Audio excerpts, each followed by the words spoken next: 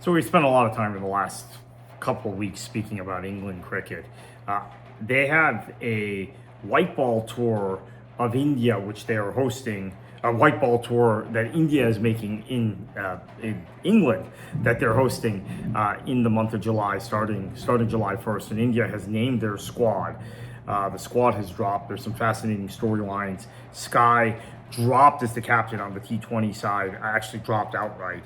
That had been reported, not a huge shock, but still a little bit surprising after he captained them to win a World Cup earlier this year and beat England in that semifinal. But his form has been questionable, and his form in the IPL was really poor.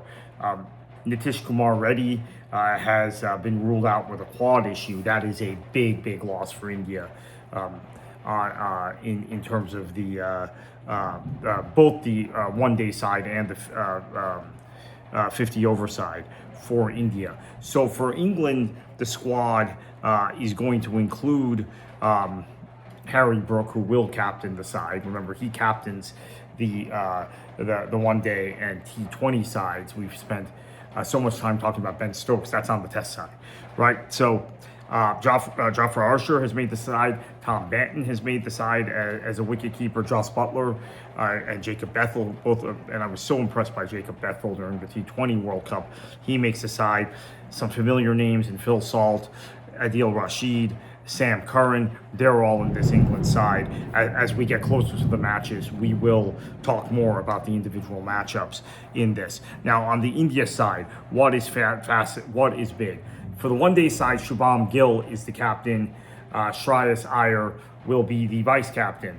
And you have, for the one-day side, the great players in Virat Kohli and Rohit Sharma, who are no longer competing in the T20 game, but are still on the one-day India side and gearing up for another shot at a World Cup next year in the one-day game. Washington Sundar, player I have a fondness for, Chennai-born player, Chennai-born and raised player. Washington Sundar will be both on the one-day side and the T20 side. And we know in India's tour of Australia many years ago, he was really a standout, very unexpectely. Let's see, what else do we take from this? And I've got a couple things with notes open. We've got Axar Patel will be in both sides. Dubey, who was phenomenal in the T20 World Cup, will just be in the T20 side. But I think India doesn't win the tournament without his contributions for sure, among others. Varun, who we've seen bowl some critical overs in the side. Bumrah is not, which I think we all knew that was going to be the case. And it's a solid India side. I mean, you really can't poke holes in it. Sanju Samson is going to be the wicketkeeper. He was ultimately the hero of the T20 World Cup for India. So let's talk about the fixtures. So the first T20 will be on the 1st of July at the Riverside Ground. The second one will be on the 4th of July, which is American Independence Day. They don't celebrate that in Britain, by the way, for obvious reasons. So India, former colony of Britain, plays England, plays the mother country at Old Trafford. That will be, and remember, that's the Old Trafford cricket ground. That's not the football ground. July 7th, Trent Bridge will be another T20 international. Now that is, of course, going to be the venue for the next test between England and New Zealand coming up here in less than a fortnight. And then you've got County Ground in Bristol is where you're going to have the T20 on the 9th of July. Apologies for the storms outside. And then the Rose Bowl is the culmination of the T20 tour. The Rose Bowl, of course, which is in Southampton. That will be on July 11th at the Rose Bowl, England and India. So let's talk about the one-day series, which commences immediately after. In Birmingham, you will have England and India on July 14th at the famous ground, the famous Welsh cricket ground, Sophia Gardens, England versus India. Remember, it is England and Wales, and technically Phil Salt is Welsh, for example. England, India at Sophia Gardens, and then the closer, the third one day, the big showcase, July 19th. Everything points to that. The same day as the FIFA World Cup final. The day after the Major League Cricket final here in the United States, England versus India at Lord's. What a weekend that's going to be in international sport. Now, in terms of the India players,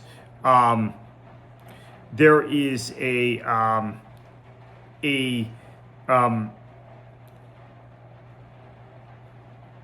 inability of players who are involved with the BCCI, and with these India tours to play in Major League Cricket and the Caribbean Premier League, and there are still some possibilities that there will be Indian players playing in the Caribbean Premier League, but I think because of the way the BCCI is exercising control over active players who play for India's national teams, whether it's one-day test or T20, if we see any announcements from the Caribbean Premier League, it will be retired Indian players. Now, and that means retired from basically all formats of international cricket, because I mentioned we have Kohli and Sharma joining the India team for the one days, and they will be in the one-day match at Lord's on July 19th. They will not be part of the T20 squad that travels the previous few weeks. So this is kind of the reality of the situation here in North America with both Major League Cricket and the Caribbean Premier League, where you do not get active Indian players, unfortunately, and they are the marquee nation. And it's very hard to get active England players over here. They play in the IPL, and there's a window that is respected during the IPL. And once the IPL is over, you see these players go play international cricket for their nations.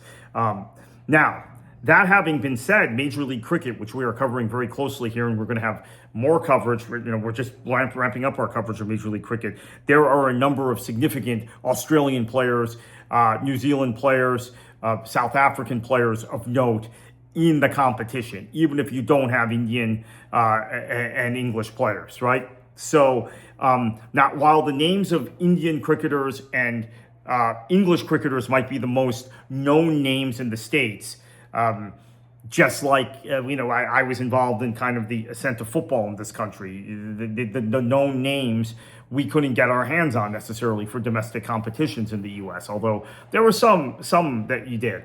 But there are still plenty of decorated internationals in Major League Cricket. There will be plenty of decorated internationals in the Caribbean Premier League.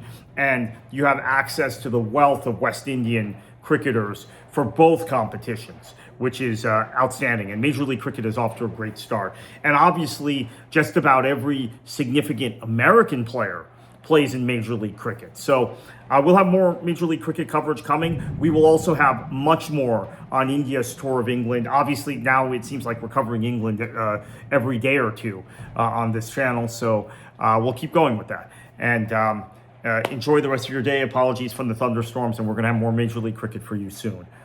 Major League Cricket coverage for you soon, Beyond the Boundary.